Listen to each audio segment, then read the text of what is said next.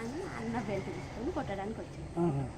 నా షాపుని కొట్టకురా, నేను కొట్టినా కొట్టుకుంటా, పెట్టినా పెట్టుకుంటా, నా షాపు మీద నువ్వు చెయ్యొద్దు అనేసి దొబ్బాడు. దొబ్బినా కూడా ఆగలేదు అన్న, మనోజ్ అని ఆగలేదు. దానివల్ల ప్రసాద్ దెబ్బ కొట్టిండు. అన్న సార్ ఏంటంటే కొట్టొద్దు నా షాపు, నేను భయం పెట్టుకుంటా, కొట్టకురా అన్నాడు. ఇద్దరు దానివల్ల ఇక ఆ షాపు గురించి ఏదంతా గొడవ, తండ్రి కొడుకు నెట్టుకున్నారు. అసలు దెబ్బలు నాకు తెలిసి దెబ్బలు తగ్గలేదు, ట్రేడ్ చేసుకున్నారు.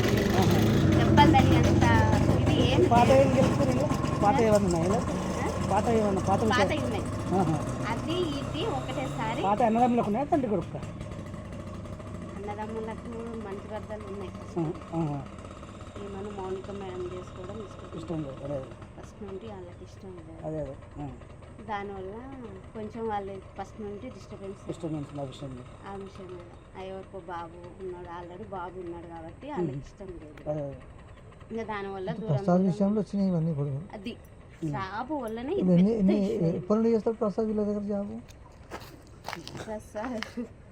ప్రసాద్ జాబ్ వాడు 6 సంవత్సరాలు 4 సంవత్సరాలు ఇక్కడ హైదరాబాద్ కాదు పనిచేస్తారు సార్ దగ్గర. ఇప్పుడు ఇంట్లో ఎవరెవరు ఉన్నారు? మనోజ్ అన్నుండు, మౌనిక ముందు, అమ్మ ముగ్గురు. సార్ లేడా? మార్నింగ్ మేడం వచ్చి ప్రసన్న మేడం వచ్చింది కదా,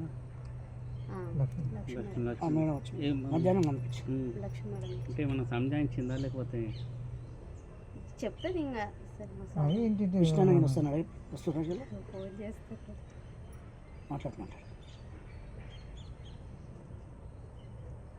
అన్న నా ఫోన్ అందరి ఫోన్ హ్యాండ్ ఓవర్ చేసుకున్నాడు, కానీ నా మీద నమ్మకం ఎక్కువ. నా ఫోన్ ఒక్కటే హ్యాండ్ ఓవర్ చేసుకున్నాడు.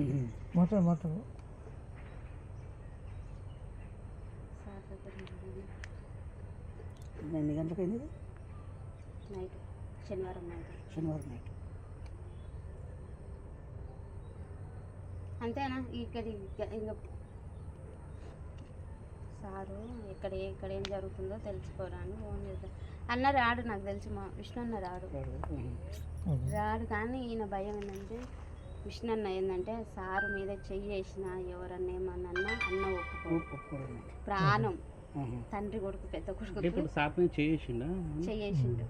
అందుకని డాడీని ముట్టుకుంటావా అని కోపం ఉంటుంది అన్నకు, అంతే తప్ప. మొన్న వచ్చారు, టపాకాయలు కాల్చారు, పాపకు 1,00,000 రూపాయలు చేతిలో పెట్టారు, మంచిగా ఉన్నారు.